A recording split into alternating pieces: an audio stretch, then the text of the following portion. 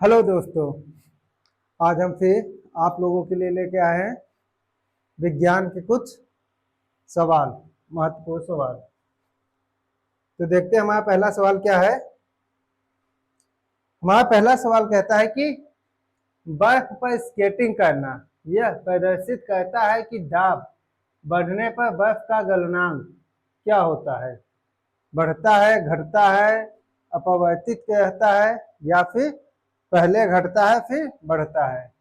हमारा क्वेश्चन क्या है कि जब बर्फ पे प्रेशर, जब बर्फ पे दाब पड़ता है, प्रेशर पड़ता है, तो उसकी जो मेल्टिंग पॉइंट है, गलनांक, वे क्या होती है, बढ़ जाती है कि घट जाती है। तो हमारा ऑप्शन क्या होगा, हमारा आंसर होगा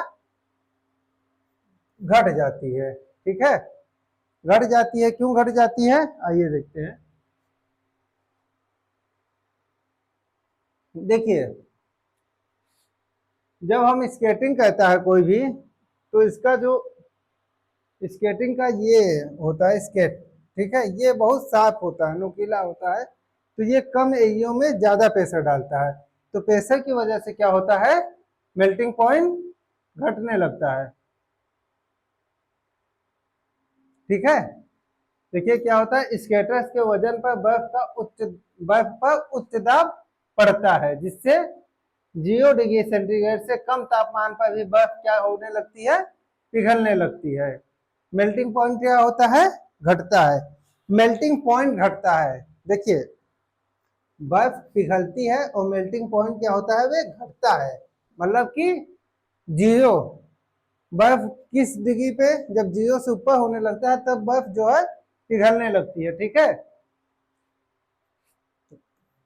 जब जीरो से टेम्परेचर बढ़ने लगता है तो मेल्टिंग पॉइंट क्या होती है, उसकी स्टार्ट हो जाती है। लेकिन अगर जब हम उसमें प्रेशर डालते हैं तो वे जीरो के पहले ही क्या होता है, पिघलने लगता है। ठीक है, तो उसका क्या होता है, बर्फ का घनत्व तरल पानी की तुलना में कम होता है। आपको मालूम है डेंसिटी क्या होती है बर्फ की, वे पानी के मुकाबले कम होती है डेंसिटी। क्यों, क्योंकि जब हम लोग फ्रिज में देखिए कभी भी पानी रखें और ग्लास को एकदम फुल भर दें तो क्या होता है, जब बर्फ बनती है तो पानी बाहर आ जाता है। इसका मतलब है कि घनत्व क्या होता है बर्फ का, कम होता है। इसीलिए जब पानी में आप बर्फ डालते हैं तो वे ऊपर तैरता है। ठीक है, अगर घनत्व तो ज्यादा होता तो वे नीचे बैठ जाती। तो बर्फ की क्या होती है, घनत्व पानी से कम होती है। ठीक है, इसलिए दबाव डालने पर यह ठोस से तरल में परिवर्तन होने लगता है। देखिए, जब कभी भी आप बर्फ का एक टुकड़ा लीजिए और उसको हाथ से दबाइए या उस पर कोई भारी चीज रखिए, तो जहां पे वे सामान, वो वस्तु रखी जाती है, वहां पे देखेंगे कि बर्फ क्या है, पिघलने लगती है, तेजी से वहां पिघलती है। जबकि अगल बगल एरिया में उतनी तेजी से नहीं पिघलती है। क्यों पिघलती है, प्रेशर की वजह से। जब हम प्रेशर लगाते हैं तो उसका मेल्टिंग पॉइंट क्या होता है, डिक्रीज होने लगता है। जो कि 0 डिग्री पे पहले पिघलती थी, वे -1 पे भी पिघल सकती है अगर हम उस पर प्रेशर ज्यादा डालते हैं तो। ठीक है, और क्या होता है, दबाव में वृद्धि बर्फ को कम तापमान पे पिघलने में मदद करती है। जब दबाव में वृद्धि, जब जितना ही हम उस पर फोर्स डालेंगे, प्रेशर लगाएंगे, उतने ही कम मेल्टिंग पॉइंट पे वे क्या होता है, मेल्ट होना चालू हो जाता है। ठीक, प्रेशर बढ़ाएंगे, मेल्टिंग पॉइंट डिक्रीज होगी। ठीक है, परिणाम क्या होता है इस प्रक्रिया के, अक्सर इग्लेशन क्या कहते हैं, क्या कहते हैं, इग्लेशन। इस प्रोसेस को क्या कहते हैं, इग्लेशन कहते हैं। ठीक है, समझ में आया। जब हम, देखिए सवाल एक बार और समझ लीजिए, ये थोड़ा कंफ्यूजन वाला सवाल है। सवाल क्या है हमारा कि बर्फ पे स्केटिंग करना यह प्रदर्शित करता है कि दाब, प्रेशर पड़ने पे गलनांक, मेल्टिंग पॉइंट क्या होता है। ठीक है, मेल्टिंग पॉइंट किसका, बर्फ का मेल्टिंग पॉइंट, ठीक है, वे घट जाता है। ठीक है, इसको थोड़ा ध्यान से देखिएगा कि मेल्टिंग पॉइंट हमेशा घटता है बर्फ पे। जब भी प्रेशर हम डालेंगे तो मेल्टिंग पॉइंट घटेगा। ठीक, आइए देखते हैं अगला क्वेश्चन क्या है। अगला क्वेश्चन है कि अंतरिक्ष, एक अंतरिक्ष यात्री को अंतरिक्ष से आकाश का रंग कैसा दिखता है। एस्ट्रोनॉट, ठीक है, एस्ट्रोनॉट को आकाश कैसा दिखता है, जो हमारे स्पेस स्टेशन में अंतरिक्ष यात्री या वैज्ञानिक हैं, ठीक है, उनको हमारा आकाश कैसा दिखाई देता है। जो पृथ्वी के बाहर उनको नीला दिखता है, लाल दिखता है, सफेद दिखता है कि काला दिखता है। ठीक है, देखिए हम यहाँ से देखते हैं तो हमको कैसा दिखता है, नीला दिखता है आसमान। ठीक है, उनको कैसा दिखता होगा, उनको भी नीला दिखता होगा, नहीं उनको दिखता है काला। ठीक, काला क्यों दिखता है, क्यों, क्योंकि जब हम पृथ्वी के बाहर जाते हैं तो वहां कोई इन्वायरमेंट ही नहीं है, वातावरण वहां पे है ही नहीं, स्पेस है।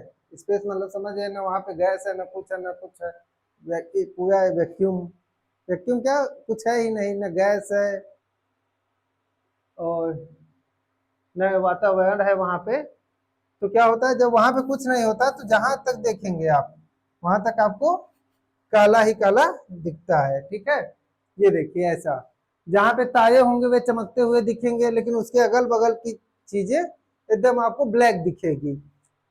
दूर तक जहां तक आप देखेंगे जो तारे हैं या जो ग्रह हैं वही आपको चमकते हुए दिखेंगे, नहीं तो पूरा स्पेस जो है आपको वे ब्लैक दिखेगा। ये देखिए, ठीक है, ये यहाँ पे ताया है, चमक रहा है, इसके अगल बगल की थोड़ी सी एरिया चमक रही है। ठीक है, लेकिन और सब काला है, ये सब आपको काला ही दिखेगा। ठीक है,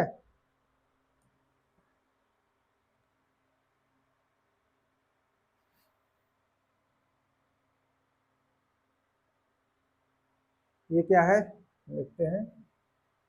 अंतरिक्ष यात्री को अंतरिक्ष से आकाश का रंग काला दिखाई देता है। इसका मुख्य कारण क्या है, पृथ्वी का वायुमंडल नहीं होता है, वहां पे पृथ्वी का वायुमंडल नहीं होता है, एनवायरमेंट नहीं होता है, जिसके कारण सूर्य का प्रकाश प्रकीर्णन नहीं हो पाता। ठीक है, समझ रहे हैं ना, वहां पे वातावरण है ही नहीं, इसलिए हमको काला दिखता है। ठीक है, वायुमंडल का अभाव, वायुमंडल का अभाव होता है, न हवा न होने के कारण प्रकाश की किरणें फैलती नहीं है। ठीक है, प्रकीर्ण, स्केटिंग, स्केटरिंग, ठीक है, का न होना। पृथ्वी से आकाश नीला इसलिए दिखाई देता है, क्यों, वायुमंडल में हमारी बहुत सी गैसें हैं, धूल है, इसकी वजह से। लेकिन अंतरिक्ष में क्या है, कोई माध्यम ही नहीं है, जिसकी वजह से काला दिखाई देता है। ठीक है, कैसा दिखता है, एकदम काली रात की तरह। किससे दिखता है, काली रात की तरफ। जब आप कभी याद, अब शहर में जो रहते हैं उनको तो नहीं, लेकिन जो गांव में रहते हैं, दूर गांव में, शहर के आसपास वाले गांव में नहीं, जो दूर गांव में रहते हैं, जब वे रात में देखते होंगे तो आसमान उनको एकदम काला दिखता होगा। जो शहर में रहते हैं उनको काला नहीं दिखता, क्योंकि काफी रोशनी आती है तो वे आसमान उतना काला नहीं हो पाता है। लेकिन जो गांव में रहते हैं उनको आसमान एकदम काला दिखता है रात में। ठीक है, तो वैसे ही कैसा, कहां से दिखता है, हमारे अंतरिक्ष से। अंतरिक्ष से एकदम काला, जैसे रात में एकदम काला केवल तारे टिमटिमाते हैं, वैसे ही अंतरिक्ष में दिखता है हमेशा। अगला सवाल है हमारा, क्या है, प्रत्यावर्ती धारा, एसी अल्टरनेट करंट को दिष्ट धारा, डीसी डायरेक्ट करंट में बदलने के लिए किस उपकरण का प्रयोग होता है।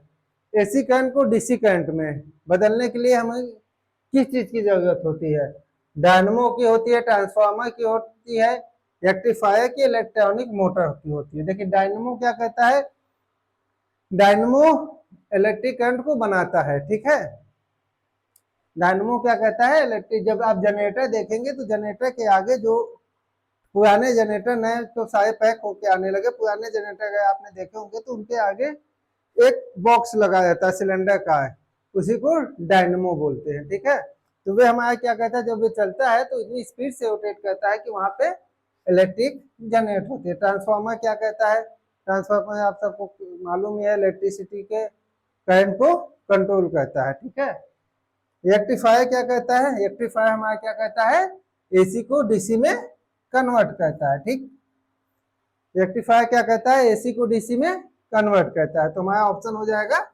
रेक्टिफायर। ठीक, देखिए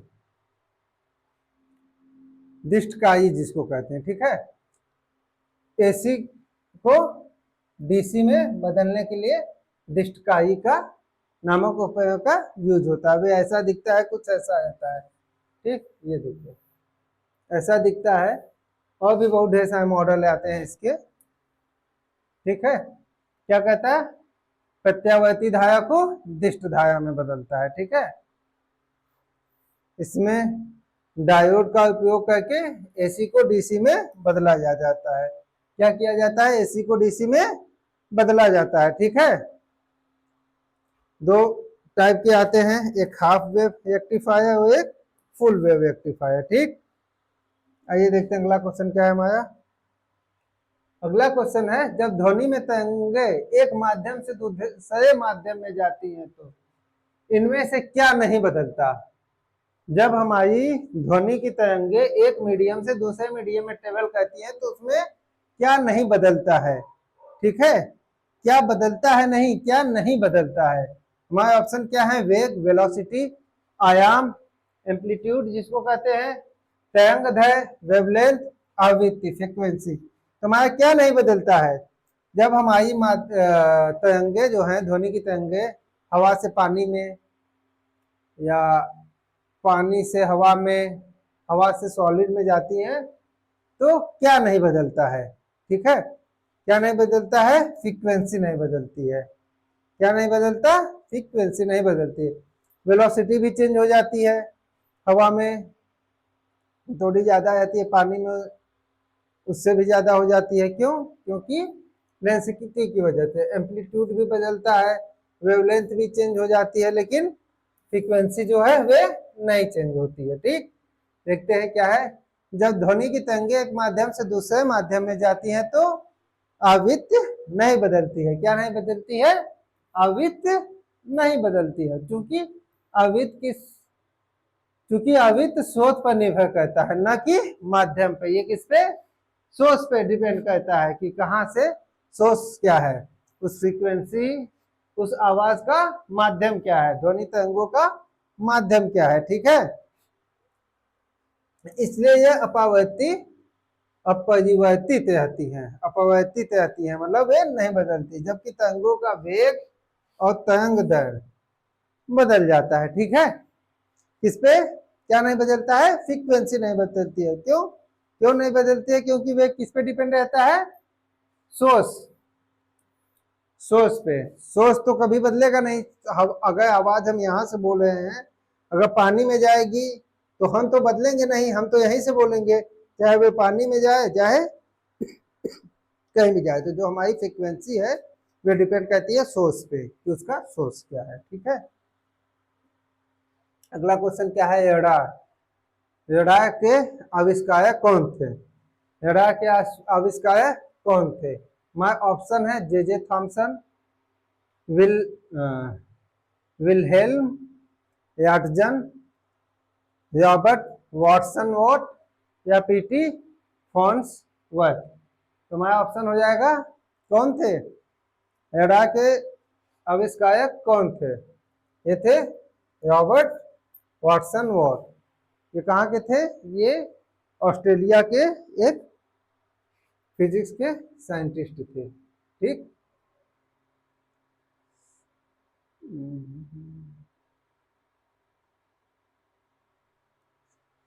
सॉरी, ये स्कॉटिश वैज्ञानिक थे, स्कॉटलैंड के थे।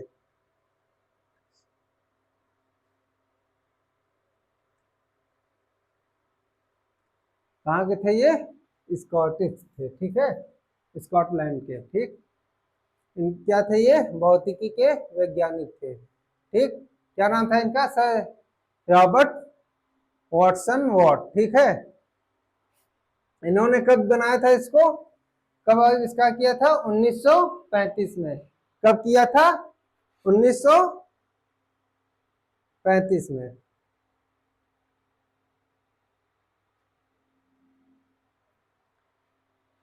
पहला व्यवहारिक रडार इन्होंने सिस्टम बनाया था। हालांकि रेडियो तरंगों वस्तुओं का पता लगाने की तकनीक का पहला पेटेंट जर्मन के इंजीनियर क्रिश्चियन हुल्समेयर 1904 में कराया था। जो पहला पेटेंट हुआ था रडार का नहीं, रेडियो तरंगों द्वारा वस्तु का जानकारी का, वे कब हुआ था, 1904 में। उसको किन्होंने किया था, क्रिश्चियन हुल्समेयर ने, ठीक है। लेकिन इन्होंने क्या किया था, इन्होंने पूरा सिस्टम बनाया था एक, पहला व्यवहारिक रडार बनाया था। ठीक, आविष्कारक आधुनिक रडार के, ये आधुनिक रडार के हैं। ठीक है, प्रारंभिक खोज क्रिश्चियन हुल्समेयर ने की थी 1904 में। ठीक है, हेनरिक हर्ट्ज ने 1886 में रेडियो तरंगों के धातु से परावर्तन को सिद्ध किया था। मतलब कि जब धातु से कोई भी रेडियो तरंगे परिवर्तित होती है उसको सिद्ध किया था 1886 में। ठीक है, इसका यूज क्या होता है? रडार का उपयोग विमान, जहाज और मिसाइलों की गति, दिशा और दूरी का पता लगाने में किया जाता है। ठीक है, ये देखिए, ये रडार होता है, यहाँ से तरंगे भेजता है, यहाँ से टकरा के फिर एंटीना पे आती है। तो ये क्या कहता है, ये कितनी टाइम में गई और कितने टाइम में वापस आई, कैलकुलेट करके ये टाइम का पता लगा लेता है। क्यों? क्योंकि इनको मालूम है कि 1 सेकेंड में कितना डिस्टेंस कवर करेंगे। अगर जैसे ये 2 मिनट में आए हैं तो 1 मिनट जाने का, 1 मिनट आने का, तो इनको उस हिसाब से दूरी का पता चल जाता है। ये तुरंत तुरंत जाती हैं, जैसे एक गई उसके बाद एक आएगी नहीं, एक गई दूसरी गई तीसरी गई चौथी गई, ऐसे ये जाती जाती हैं, वो आती जाती हैं। तो जिससे ये किस स्पीड में जा रहा है, किस डायरेक्शन में जा रहा है, कितनी दूर पे है, सब पता लगता है जाता है रिसीवर में। ठीक है, ये देखिए 100 किलोमीटर दूर तक टारगेट को पहचान लेता है। ये थोड़ा मॉडर्न रडार है। ठीक है, आइए देखते हैं अगला क्वेश्चन क्या है हमारा। अगला क्वेश्चन है कि रॉकेट का प्रक्षेपण भौतिक के किस सिद्धांत पर आधारित है? Rocket launch. ठीक है, रॉकेट का प्रक्षेपण भौतिक के किस सिद्धांत पर आधारित है? तो इसके हमारे ऑप्शन है ऊर्जा संरक्षण का नियम, संवेग संरक्षण का नियम, बर्नौली का प्रमेय की जड़त्व का नियम। हमारा आंसर क्या हो जाएगा? हमारा आंसर हो जाएगा संवेग संरक्षण का नियम, कंजर्वेशन ऑफ द मोमेंटम। ठीक, देखते हैं कैसे। क्या होता है जब रॉकेट लॉन्च होता है तो उसमें न्यूटन का थर्ड लॉ लगता है, थर्ड लॉ ऑफ मोशन, क्रिया और प्रतिक्रिया।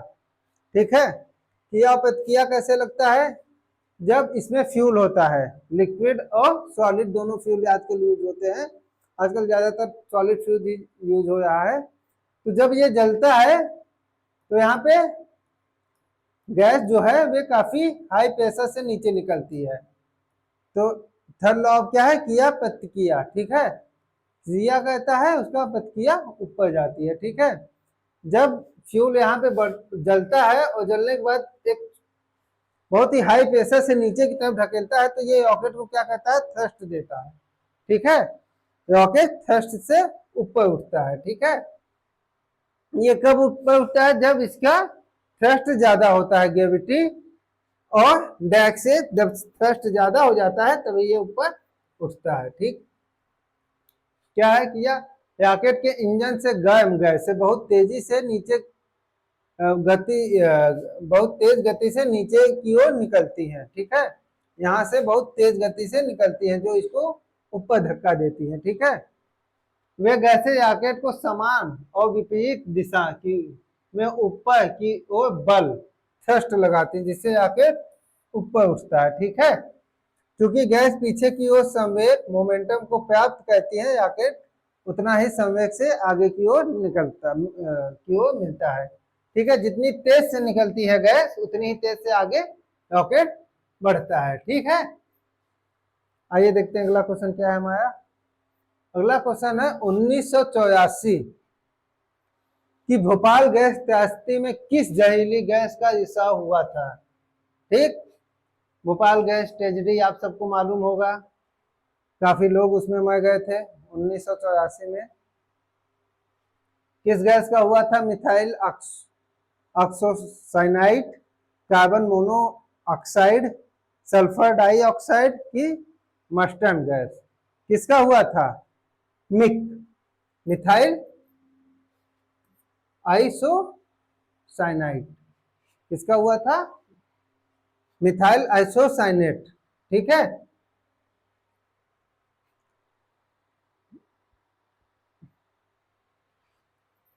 मिथाइल आइसोनेट।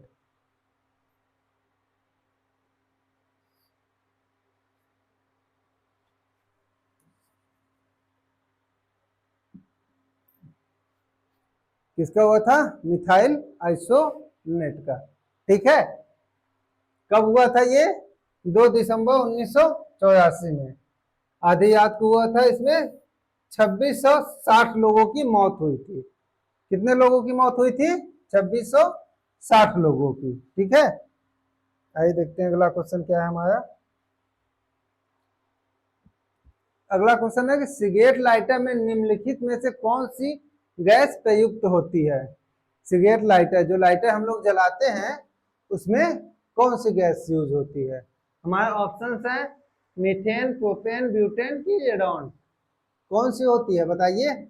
जो हम लोग लाइटर जलाते हैं, कौन सा लाइटर? वो गैस वाला नहीं, जो सिगरेट पीने के लिए लाइटर जलाते हैं, उसमें उसमें कौन सी गैस यूज होती है? उसमें यूज होती है ब्यूटेन। ब्यूटेन क्यों यूज होती है? क्योंकि इसको प्रिजर्व करने में ज्यादा दिक्कत नहीं होती है और ये लो प्रेशर पे भी लिक्विड फॉर्म में आ जाता है। ठीक है, सिगरेट लाइटर में ब्यूटोन C4H10 गैस का उपयोग होता है। ठीक है, ये ज्वलनशील हाइड्रोकार्बन गैस है। ठीक, लिक्विड फॉर्म में लाइटर के अंदर संग्रहित किया जाता है। क्यों किया जाता है? यह कम दबाव पर भी आसानी में लिक्विड में बदल जाती है, जिससे इसमें छोटे कंटेनर में रखना आसान होता है। क्या होता है? लो प्रेशर पे भी ये लिक्विड फॉर्म में रहती है। ठीक है, ज्यादा इसको प्रेशर नहीं जरूरत होती है। ठीक है, सामान्य लाइटर रिफिल में मुख्य रूप से ब्यूटेन के साथ साथ कुछ मात्रा में आइसोब्यूटेन और प्रोपेन का मिश्रण भी यूज होता है। ठीक है, क्या होता है इसमें? अगर आपसे पूछ लिया जाए कि ब्यूटेन के साथ कौन कौन सी गैस यूज होती है, तो ब्यूटेन के साथ कौन कौन सी गैस होती है? आइसोब्यूटेन और प्रोपेन यूज होती है। ठीक है, आइए देखते हैं अगला क्वेश्चन क्या है हमारा। अगला क्वेश्चन है कि फोटोग्राफी की फिल्म में मुख्य रूप से किस रसायन का प्रयोग किया जाता है? फोटोग्राफी की फिल्म में, जो हम लोग फोटो पहले कैमरे से खींचते थे, रील आती थी, उसमें किस रसायन का प्रयोग होता है? तो हमारा ऑप्शन है silver nitrate, silver bromide, sodium chloride, potassium sulphate. किसका यूज होता है? सिल्वर ब्रोमाइड का। किसका यूज होता है? सिल्वर ब्रोमाइड का। ठीक है, देखते हैं। फोटोग्राफी में सिल्वर ब्रोमाइड का, AgBr का यूज होता है। ठीक है, सिल्वर ब्रोमाइड का उपयोग सबसे अधिक होता है। इसके अलावा सिल्वर आयोडाइड और सिल्वर क्लोराइड का भी इस्तेमाल किया जाता है। अगर आपसे पूछ लिया जाए कि सिल्वर ब्रोमाइड के साथ साथ कौन सी गैस यूज होती है, तो सिल्वर आयोडाइड और सिल्वर क्लोराइड का भी यूज होता है। ठीक, आइए देखते हैं अगला क्वेश्चन क्या है हमारा। अगला क्वेश्चन है खट्टे फल जैसे नींबू, संतरा में मुख्य रूप से कौन सा एसिड पाया जाता है? खट्टे फल में कौन सा एसिड पाया जाता है? हमारा ऑप्शन है एसिटिक एसिड, हाइड्रोक्लोरिक एसिड, अम्ल, साइट्रिक अम्ल की सल्फ्यूरिक। तो कौन सा होता है बताइए?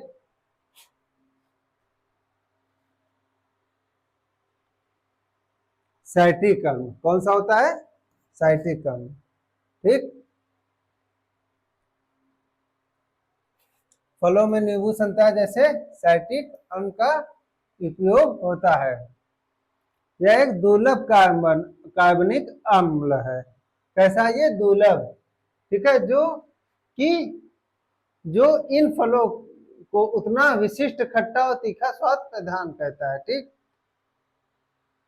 जैसे भी हमारे जो खट्टे फल होते हैं, ज्यादातर खट्टे फलों में साइट्रिक अम्ल का यूज होता है, पाए जाते हैं, यूज नहीं होता है, पाए जाते हैं। ठीक, अगला क्वेश्चन क्या है हमारा? अगला क्वेश्चन है कि दूध का खट्टा होना या दही जमना किस कारण होता है? दूध का खट्टा होना या दही का जमना, जब दही जमती है तो उसके लिए कौन रिस्पॉन्सिबल होता है? प्रोटोजोआ होता है, फंगस, कवक होता है, वायरस होता है कि जीवाणु होता है? ठीक है, हमारी जब दही दूध को रात में रख देते हैं, सुबह दही होती है, तो वह किसकी वजह से होता है? फंगस की वजह से होता है, वायरस की, और की प्रोटोजोआ की वजह से, कि बैक्टीरिया के? तो हमारा आंसर है डी, बैक्टीरिया की वजह से। किसकी वजह से? बैक्टीरिया की वजह से हमारा जो दूध है वह दही में बदलता है। ठीक, कौन सी बैक्टीरिया अगर आपसे पूछ ली जाए कि दही बनने में कौन सी बैक्टीरिया का यूज होता है? दही बनने में कौन सी बैक्टीरिया का यूज होता है? तो लैक्टोबैसिलस। कौन सी? लैक्टोबैसिलस। कौन सी बैक्टीरिया है ये? लैक्टोबैसिलस नाम की बैक्टीरिया द्वारा दूध में मौजूद लैक्टोज शर्करा को लैक्टिक अम्ल में बदलने का कारण होता है। ठीक है, क्या होता है ये? लैक्टोबैसिलस। ठीक है, नामक बैक्टीरिया द्वारा दूध में मौजूद लैक्टोज लैक्टोज को क्या कहता है ये? को लैक्टिक अम्ल में बदलने का कारण होता है। ठीक है, जिससे दूध गाढ़ा हो, खट्टा होकर दही में बदल जाता है। ठीक, अगला क्वेश्चन क्या है हमारा? अगला क्वेश्चन, पेंसिल की लीड बनने में किस पदार्थ का प्रयोग किया जाता है? जो पेंसिल की लीड होती है हमारी, उसको बनाने में किस पदार्थ का प्रयोग किया जाता है? हमारे ऑप्शन है कोयला, ग्रेफाइट, सल्फर, अभ्रक। किसका यूज होता है? ये आप सबको मालूम होगा कि हमारी जो पेंसिल की लीड है वे किससे बनती है? ग्रेफाइट से। किससे बनती है? ग्रेफाइट से बनती है। ठीक है, ये कुछ 8B 7B ये कुछ टाइप के पेंसिलें हैं। पेंसिल की लीड बनने में मुख्य रूप से ग्रेफाइट और मिट्टी, क्ले के मिक्सचर का यूज होता है। ठीक है, ग्रेफाइट कार्बन का एक रूप है जो कागज पे काला निशान छोड़ता है। ग्रेफाइट क्या कहता है? जब हम लोग लिखते हैं तो ये कागज पे एक अपना निशान छोड़ता हुआ चलता है। ठीक है, जबकि मिट्टी से मजबूती प्रदान करती है। क्या कहती है? मिट्टी मजबूती प्रदान करती है, नहीं तो ये बहुत जल्दी घिस जाएगी, बहुत जल्दी खत्म हो जाएगी। हम लोग पता चला छीले, साफ किए उसको शॉर्पनर से, 2 लाइन लिखे, खत्म, फिर शॉर्पनर से शॉर्प किए, गए मम्मी पापा 2 पड़ाका, इतनी जल्दी पेंसिल कैसे खत्म हो गई? तो क्या कहता है? मिट्टी उसको मजबूती प्रदान करता है। ठीक है, इसमें शीशा, लेड, ठीक है, का प्रयोग नहीं किया जाता है। उसको लेड बोलते हैं लेकिन लेड का प्रयोग कहीं नहीं किया जाता है। ठीक है, यह एक गलत नाम है। ठीक, ग्रेफाइट और चिकनापन। ग्रेफाइट एक नरम और चिकनी खनिज है जो लिखने में मदद करता है। ठीक है, मिट्टी क्या कहती है? मिट्टी कठोरता। इसी के आधार पर ये जो होता है ना, 8B 7B HB BFH, हम लोग ज्यादातर किस पेंसिल से लिखते हैं बताइए? HB ना? ठीक, और सब ये और जो पेंसिलें हैं जैसे 5H 6H 4H 3H या 2B, ये सब शेड देने के काम में आती है, कलाकारों को कलाकारी करने के लिए। आइए देखते हैं, मूर्खों का सोना किसे कहा जाता है? फूल्स गोल्ड, मूर्खों का सोना। मूर्खों का सोना किसे कहा जाता है बताइए? हमारे ऑप्शन है copper pyrites, iron pyrites, aluminium sulphate, zinc blende. Iron pyrite नहीं होगा, आयरन सल्फेट होना चाहिए, सल्फाइड।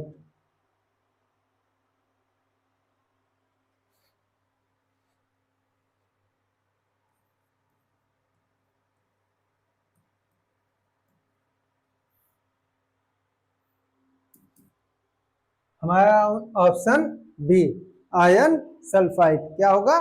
Iron sulphide. ठीक है, मूर्खों का सोना किसे कहा जाता है? आयरन सल्फाइड को।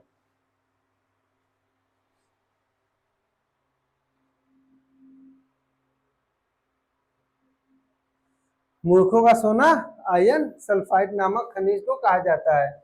यह देखने में बिल्कुल असली सोने जैसा चमकदार होता है। कैसा होता है ये? सोने की जैसे चमकता है। ठीक है, सोने जैसा चमकदार, पीला और पीतल के रंग का होता है। किस रंग का होता है? पीतल।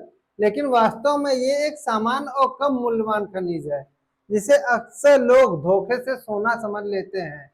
ठीक है, क्या समझ लेते हैं इसको? सोना।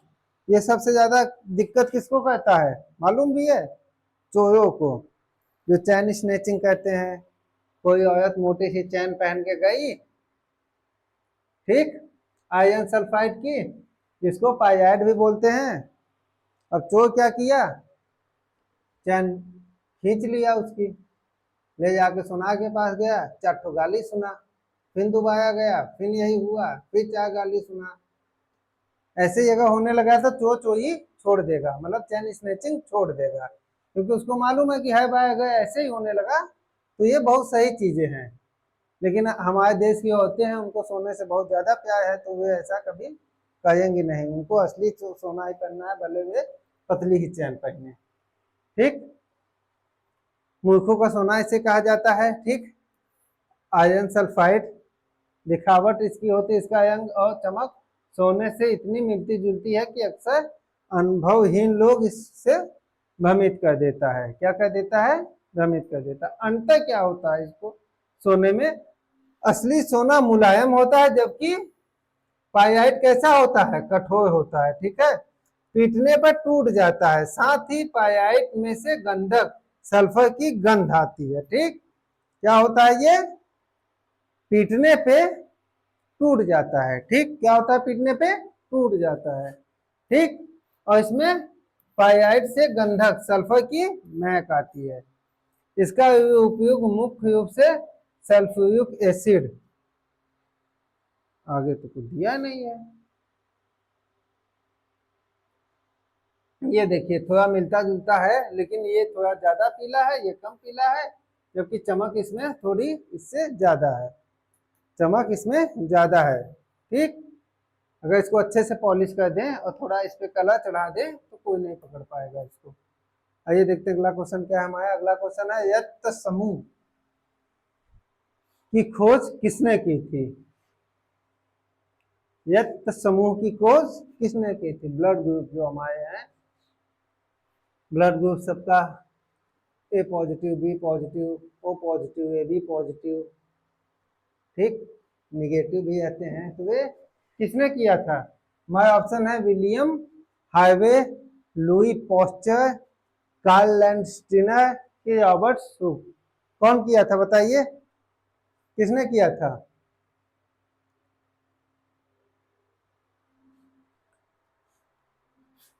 हमारा किया था कार्ल लैंडस्टीनर ने। किसने किया था? कार्ल लैंडस्टीनर ने। ठीक है, स्टाइनर ने। ऑस्ट्रेलिया के जीव वैज्ञानिक और चिकित्सक थे कार्ल लैंडस्टाइनर। कौन थे?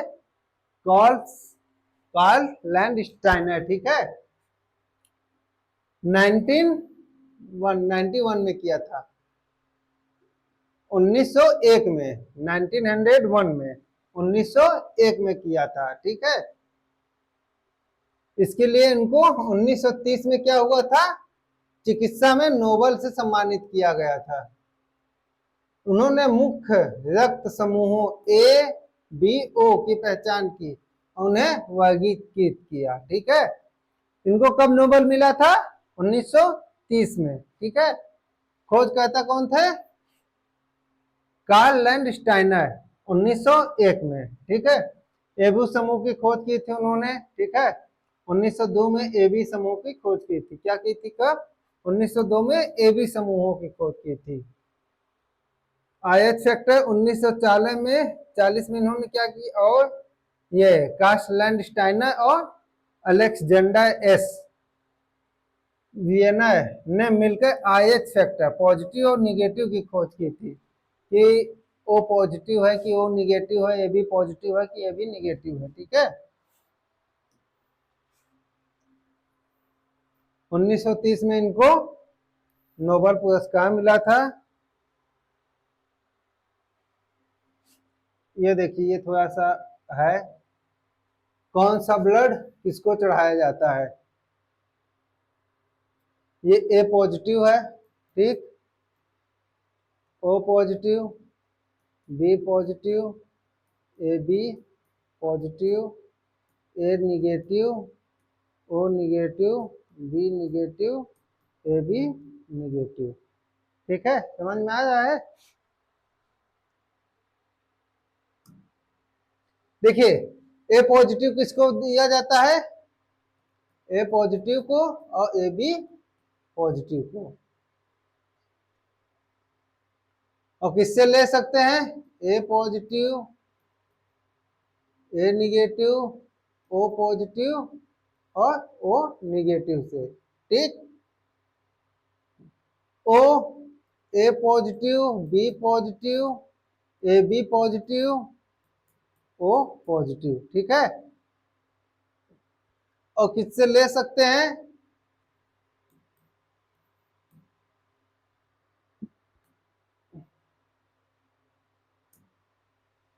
बी पॉजिटिव किसको दे सकता है, बी पॉजिटिव और ए बी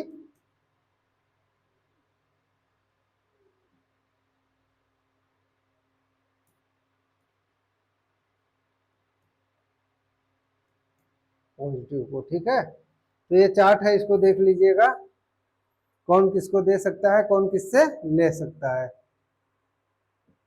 ये जो है ये सबसे ले सकता है, सबसे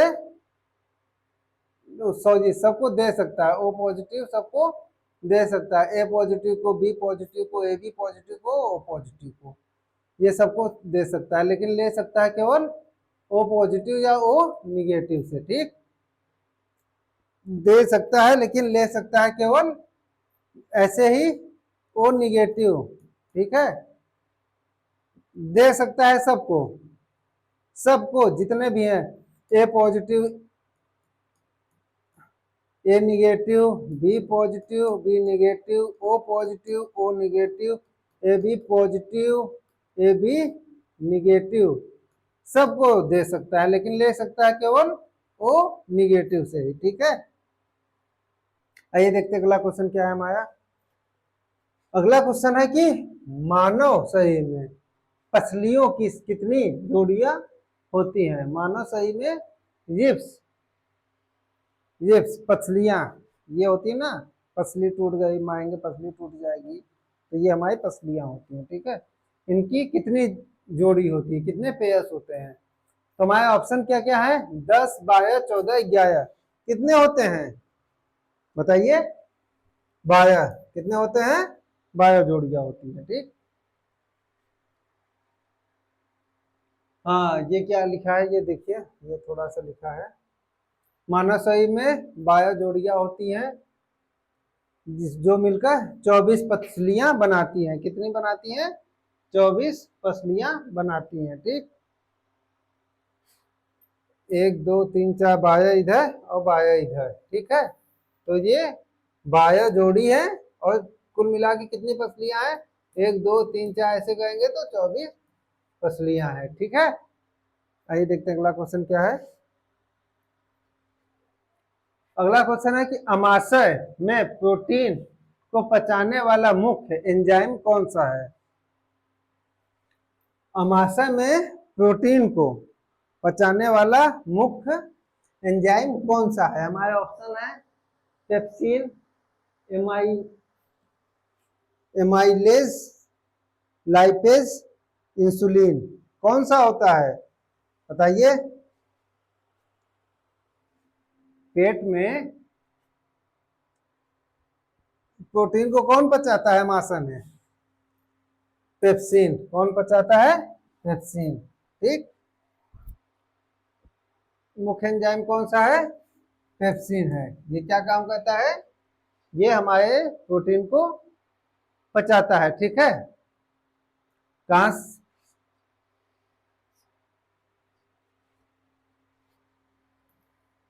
गैस्ट्रिक ग्लैंड से निकलता है, ठीक है, जिसे पेप्सिनोजन क्या कहते हैं, पेप्सिनोजन कहते हैं, जो कि हाइड्रोक्लोराइड एसिड की उपस्थिति में सक्रिय पेप्सिन में बदलकर प्रोटीन को छोटे पेप्टा पेप्टाइड्स में तोड़ता है, जो पचने लायक हो जाते हैं, ठीक है।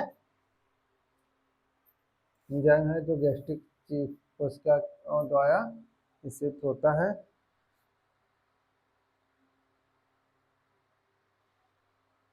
आइए अगला क्वेश्चन देखते हैं क्या है।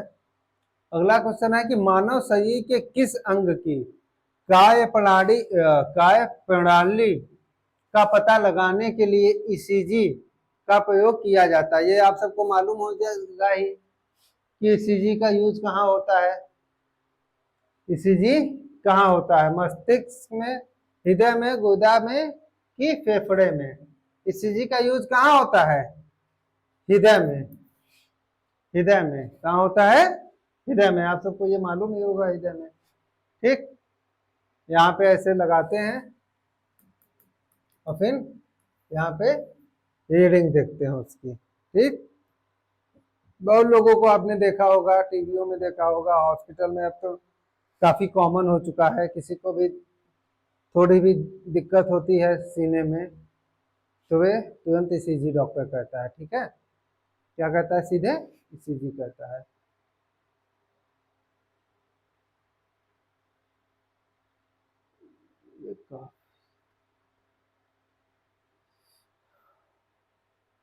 क्या है ये, कहाँ उपयोग होता है, हृदय की काय प्रणाली और उसकी विद्युत गतिविधि देखने के लिए। जांच करने के लिए किया जाता है। दिल की धड़कन की दर, लय और मांसपेशियों को स्वास्थ्य का पता लगाकर हृदय रोग से निदान दिलाने में मदद करता है, ठीक है। हार्ट की बीमारी का पता लगाने के लिए ईसीजी का यूज होता है। अगला क्वेश्चन क्या है, अगला क्वेश्चन है कि डेंगू बुखार के कारण मानव शरीर में मुख्य रूप से किसकी कमी हो जाती है, बताइए। ये आप सबको मालूम ही होगा कि डेंगू में क्या होता है, प्लेटलेट कम हो जाते हैं। ऑप्शन की कोई जरूरत नहीं है, आप सबको मालूम है ये कि प्लेटलेट्स कम हो जाते हैं जब डेंगू होता है तो, ठीक। इसीलिए कहते हैं कि प्लेटलेट्स कम हो गए हैं, कीवी खाइए, नारियल पानी पीजिए, बकरी का दूध पीजिए, पपीता खाइए, ये सब होता है डेंगू में, ठीक है। डेंगू में क्या होता है, प्लेटलेट्स, ब्लड प्लेटलेट की तेजी संख्या काफी तेजी से गिरती है। अरे डेंगू देखिए, एक लोग कहते हैं कि क्यों प्लेटलेट घटता है, ये बहुत ही खतरनाक बीमारी है, ठीक। ये अब उतनी आसान नहीं या उतनी साधारण बीमारी नहीं। अगर इसमें आप लापरवाही करते हैं तो फिर इसका खामियाजा काफी भुगतना पड़ सकता है, ठीक है। केवल बुखार आना ही नहीं, सर दर्द भी हो सकता है, मन मिचलाना, खाना न पचना, त्वचा में लाल चकत्ते, मांसपेशियों में सूजन, आंखों के पीछे दर्द, मांसपेशियों, हड्डियों, जोड़ों में दर्द, ये सब लक्षण है डेंगू के। ये बहुत ही खतरनाक बीमारी है, ठीक है। इसको कभी भी हल्के में मत लीजिए। अगर बुखार आपको ज्यादा आया है, ये सब लक्षण अगर आपको दिख रहे हैं तो आप पैसे की चिंता छोड़ के जरूर डेंगू की जांच करवाइए, ठीक। क्या मालूम थोड़ी सी लापरवाही काफी बड़ा दिक्कत आपको कर सकती है। डॉक्टर के पास जाते हैं, डॉक्टर दवा दे देता है, 2 दिन 3 दिन खाते हैं, बुखार नहीं आती, फिर डॉक्टर के पास जाते हैं, फिर डॉक्टर चेकअप करवाता है, मलेरिया, टाइफाइड।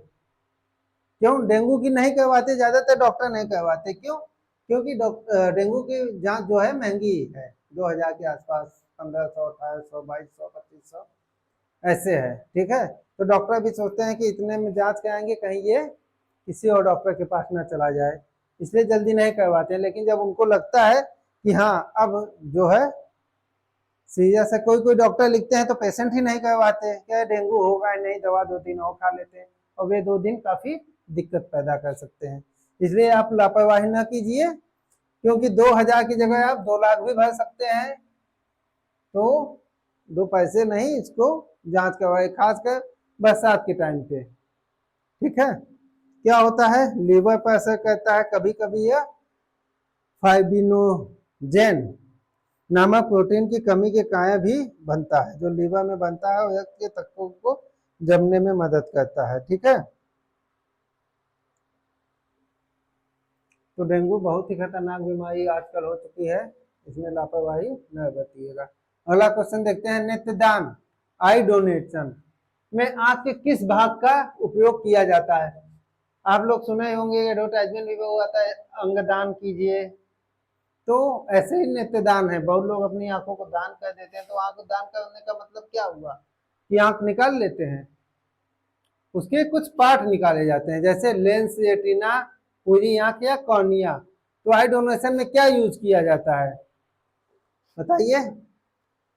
आंख का कौन सा भाग निकाला जाता है? पूरी आंख निकाल के तो लगा नहीं देंगे डॉक्टर। क्या निकाला जाता है? कॉर्निया को निकाला जाता है। ठीक, ये जो कॉर्निया है, ये इसको निकालते हैं। ठीक है, ये जो ऊपर आपका बना है, ये कॉर्निया जो है, इसको निकाला जाता है। ठीक, क्या है, आई डोनेशन में मुख्य रूप से आंख के पारदर्शी अगले हिस्सों कॉर्निया का उपयोग किया जाता है। ठीक है, इसको कॉर्निया प्रत्यारोपण, कॉर्नियल ट्रांसप्लांट भी कहा जाता है, के माध्यम से कॉर्नियल अंधापन से ग्रसित व्यक्ति दृष्टि को बहाल करने में मदद मिलती है। नेत्रदान के बारे में कुछ प्रमुख बातें देख लीजिए।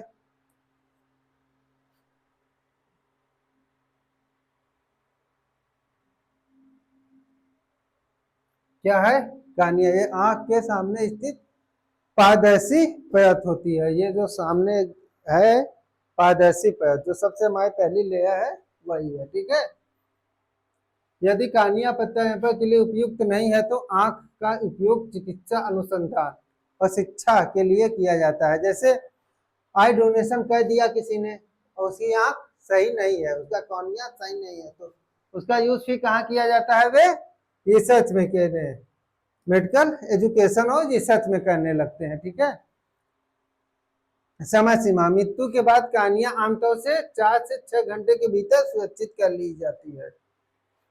जब आदमी की मृत्यु होती है तो उससे 4 से 6 घंटे के बीच अंदर ही उसको सुरक्षित कर लिया जाता है, नहीं तो वे बेकार हो जाती है। ठीक है, नेत्रदान में पूरी आंख नहीं निकाली जाती है, ये एक अफवाह है कि अगर आप नेत्रदान कर देंगे तो आपकी पूरी आंख को निकाल लिया जाता है। ऐसा नहीं होता है, केवल बाहर की एक लेयर को निकाला जाता है। ठीक है, आंख का अगला हिस्सा निकाला जाता है, जबकि चेहरे में सुरक्षा सुंदरता पर कोई असर नहीं पड़ता।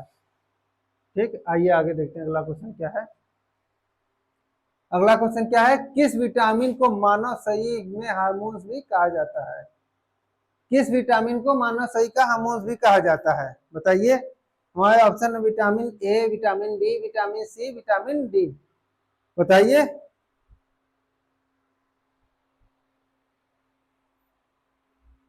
किसको कहा जाता है? Vitamin D. किसको कहा जाता है? विटामिन डी को क्या कहा जाता है? शरीर का हार्मोन्स। ठीक है,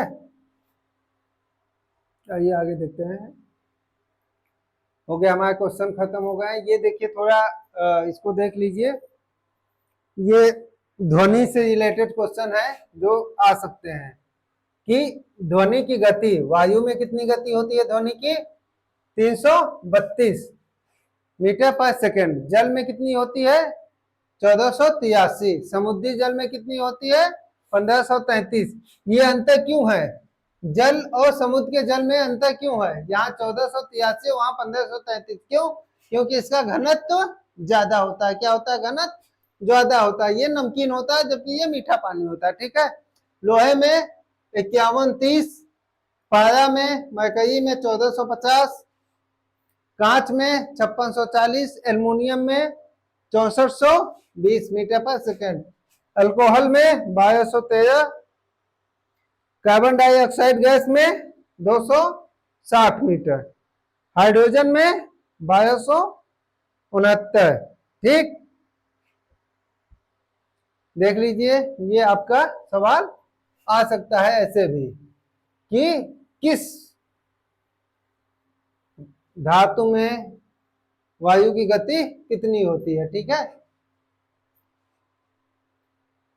आगे क्या है, आगे है अम्ल और उनके स्रोत, प्रमुख प्राकृतिक नेचुरल एसिड और उनके सोर्स क्या है। जैसे सिरका में एसिटिक अम्ल होता है, सिरका जो अचार बनता है या वाइन में यूज होता है उसमें क्या होता है, एसिटिक अम्ल। चींटी या बिच्छू का डंक, जो लाल वाली चींटी होती है या बिच्छू का जो डंक मारता है उसमें फॉर्मिक मेथेनोइक एसिड होता है। संतरा में या खट्टे सब फलों में साइट्रिक अम्ल, सेब में मौलिक अम्ल, चाय में टैनिक अम्ल, सोडा वाटर में कार्बनिक अम्ल, इमली में टार्टरिक अम्ल, टमाटर में ऑक्सोलिक अम्ल, ये आप पढ़े ही हैं, लैक्टिक अम्ल, पेट में हाइड्रोक्लोरिक अम्ल, पेट में कौन सा होता है, हाइड्रोक्लोरिक अम्ल। ठीक है, आज के लिए इतना ही, फिर हम अगली क्लास में आपके लिए नए क्वेश्चन उनसे जुड़ी हुई नए फैक्ट्स लेके आते हैं। ठीक है, अगर आपको क्लास अच्छी लगी हो तो इसको लाइक कीजिए, सब्सक्राइब कीजिए और हमें आगे बढ़ने का प्रोत्साहन प्रदान कीजिए। धन्यवाद।